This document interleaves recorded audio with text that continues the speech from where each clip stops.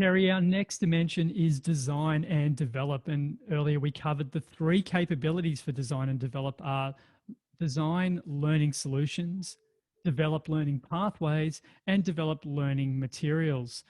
Kerry, could you expand again on design learning solutions and what that actually means as a capability? All right, absolutely. So the designing learning solutions, it's about monitoring, the design direction, so that the flow and the process, questioning your stakeholders to better understand the content that needs to be covered, identifying, the sequence of when that should be covered. It's also monitoring the learning needs of the learners and the individuals within the organisation, so you can tailor the solution to suit that organisation. So we're going just beyond the individual learners. We're actually linking this to the overall organisational needs as well.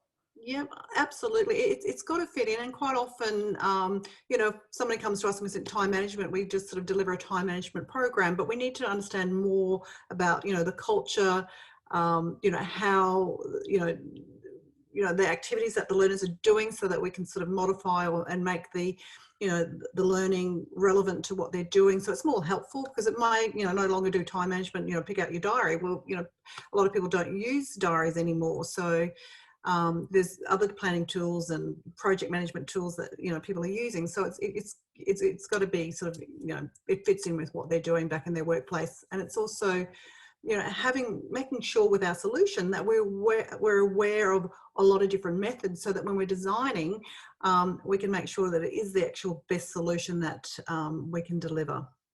So those different delivery methods actually addresses the cultural needs and the learning needs of the individual. Wow, that's quite thorough. What about pathways? We've identified that one of the capabilities is develop learning pathways. What are we talking about with pathways here, Kerry? What does that mean? Basically, it means a series of activities, or a range of learning activities that achieve the desired outcome. So your desired outcome is here. So what do we need to do? When do we need to do it? How do we keep that engagement flowing to achieve what we set out to achieve? So, and it's also, monitoring the latest technology and developments to enhance our learning outcomes, and also utilising a range of methodologies to enhance the learning solution. So how do we apply it? When do we apply it to get those outcomes we need? So are we acknowledging that there will quite likely now and into the future be multiple learning pathways, not just setting up a training workshop or one set of e-learnings, that there could be simultaneous events to stimulate the learner and have them have those experiences using different forms of technology? Is that what we're saying here? Absolutely. We're now moving into a world where there's just so much knowledge, so many things available, but it's, quite often we now become more of curators. So we don't have to be the people presenting. There's, TED Talks, there's, the latest research that becomes available. So it's sort of identifying, what do we need to learn, which is the best way to deliver that learning. So it's sort of creating those different things, but sort of, at that right time throughout that pathway for that learner. So it might be top up, or it might be, deep dive into a particular area, and then working out, okay, well, here's the information, here's an activity to embed that learning, and then moving on to the next activity. Well, that leads to my next question, which is actually around the next capability of developed learning materials. Clearly, learning materials have evolved from the old overhead projection that you and I may have used in the past. And I remember the old stencil handouts that we used to do, those purple ink ones that you definitely get the smell. And so with that advent of advanced knowledge and advanced technologies, how does this impact around developed learning materials? That's obviously a capability here, and it's important. Can you tell us a bit more about developing learning materials? Absolutely. Gone are the days where, we used to go to a training program, you'd get the big, thick learning materials that you'd go in and you go, oh, wow, this is full of all this stuff, all this information I'm going to take away. I've got a But library really, full of them. I've got them all through my office. I know what you're talking about. Yeah.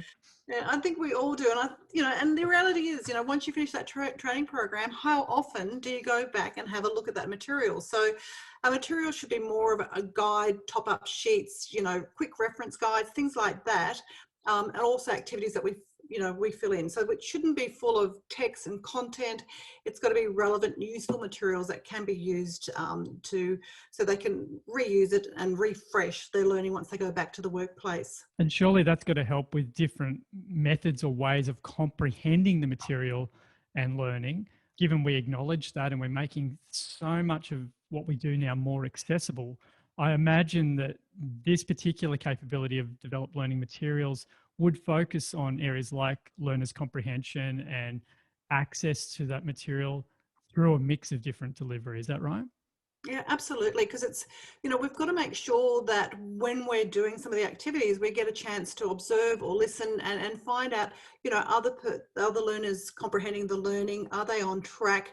Do we need to slow it up, speed it up? Is it at the right level? All of those sorts of things. So we should be building that into our learning materials as we go, so that we can identify and adjust the learning as needed.